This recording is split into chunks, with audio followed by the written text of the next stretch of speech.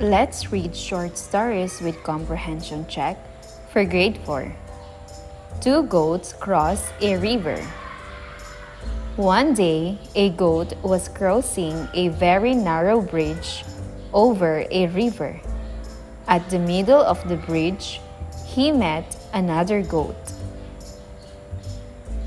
There was no room for them to pass. "Go back," said one goat. "There is no room for both of us." "Why should I go back?" asked the other goat. "You go back." "No way," said the first goat. "I am stronger than you." "You are not," said the second goat. The first goat huffed and puffed and got ready to fight. "Stop," said the second goat. "If we fight, we will both fall into the river. Instead, I will lie down and you can walk over me." The wise goat lay down on the bridge, and the other goat walked lightly over him. They passed each other and went on their ways. Your turn to read, kids.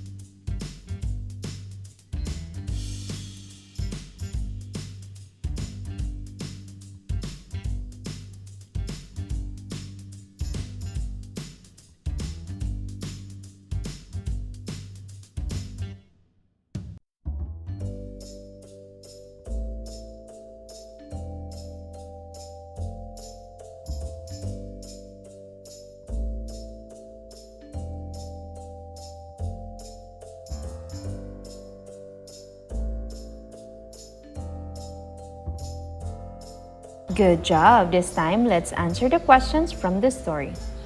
1. What is the lesson in this story? A. To stay off narrow bridges. B. To think about a solution before fighting. C. To stay away from goats.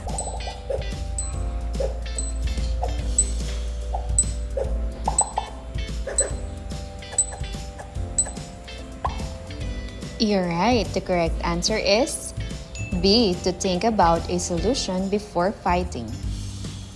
Number 2. How can you tell that this is not a true story? A. Goats don't cross rivers. B. No bridge would be that narrow. C. Animals cannot really talk.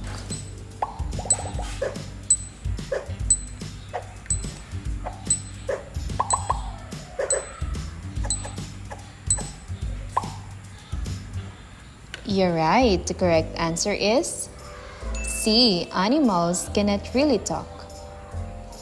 Number 3. Why was there a problem on the bridge? A. The bridge was too narrow for two goats. B. The bridge was falling. C. The goats were making the bridge swing.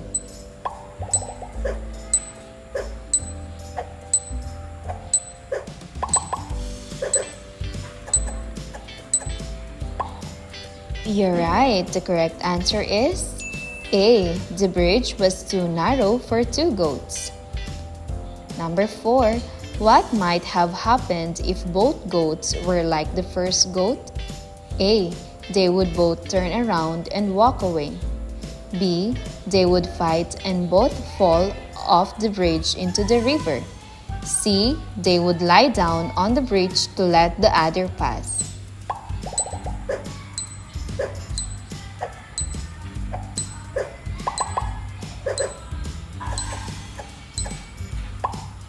You're right. The correct answer is B. They would fight and both fall off the bridge into the river.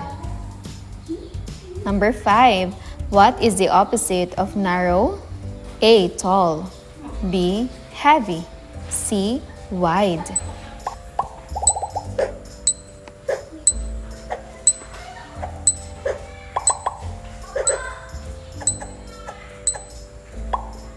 You're right. The correct answer is C. Wide. Number 6. What is the setting of this story?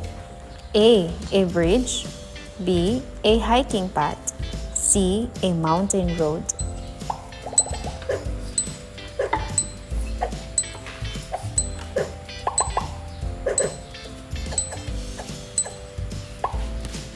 You're right. The correct answer is A. A bridge. How many scores did you get? Wow, that's a good job. Let's now proceed to the next story. How the zebra got its stripes. Long ago, there were many donkeys. The donkeys worked hard and had no time to play, to rest in the grass, or just to relax. One day, 2 donkeys got fed up with working so hard. They went to see the wise old man. "I have an idea," said the wise old man. "I will paint you, and no one will know you are donkeys." The wise old man got 2 pots of paint. One pot was filled with white paint, and the other was filled with black paint. First, he painted the donkeys white.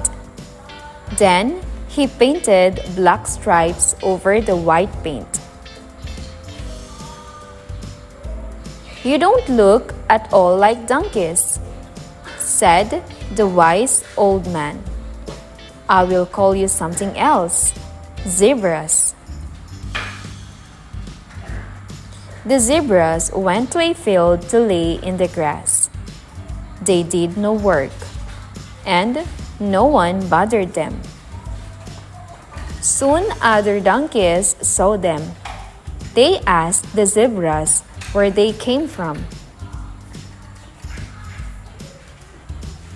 When the zebras told the donkeys what happened, all the donkeys rushed to see the wise old man. "Make us into zebras too," they cried. The old man could not paint the donkeys fast enough. Soon, the donkeys grew restless. They began to kick and they knocked over the paint pots. The wise old man was out of paint. The painted donkeys became zebras. The unpainted donkeys had to return to work. This is why both zebras and donkeys roam the earth.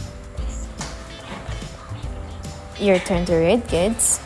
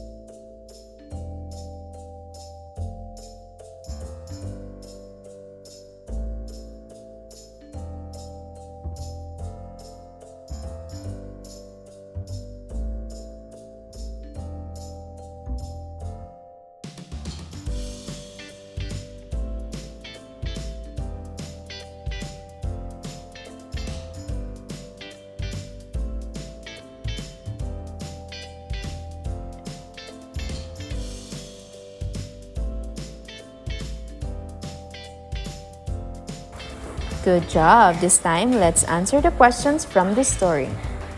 1. Why were the donkeys tired of being donkeys? A. The other animals made fun of them. B. They were tired of working so hard. C. They didn't like the color of their fur.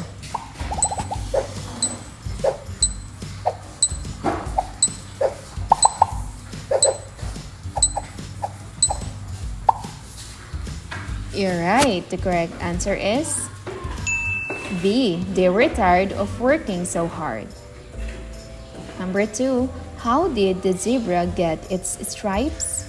A. A zebra is a cross between a white horse and a black horse. B. A wise man painted donkeys and named them zebras.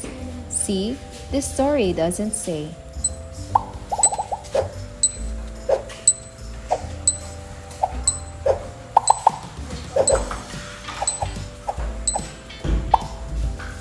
You're right. The correct answer is B. A wise man painted donkeys and named them zebras. Number 3. Why didn't all the donkeys become zebras? A. They liked being donkeys. B. They couldn't find the wise old man. C. There wasn't enough paint.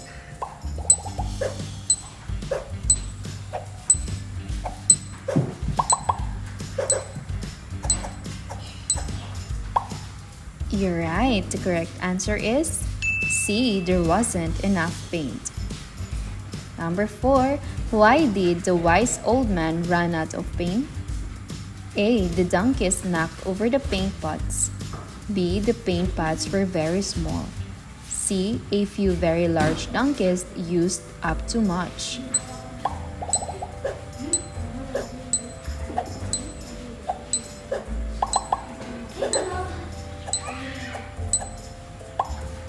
You're right. The correct answer is A. The donkeys knocked over the paint pots. Number 5. What was the wise old man's idea to help the donkeys? A. To paint them so they didn't look like donkeys. B. To move them to another country. C. To hide them in his field of tall grass.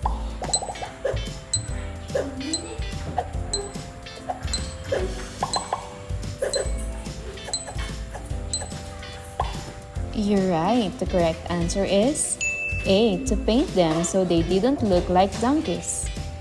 How many scores did you get? Wow, that's a good job. Do not forget to hit the like and subscribe button to be notified on our next episodes. Goodbye, kids!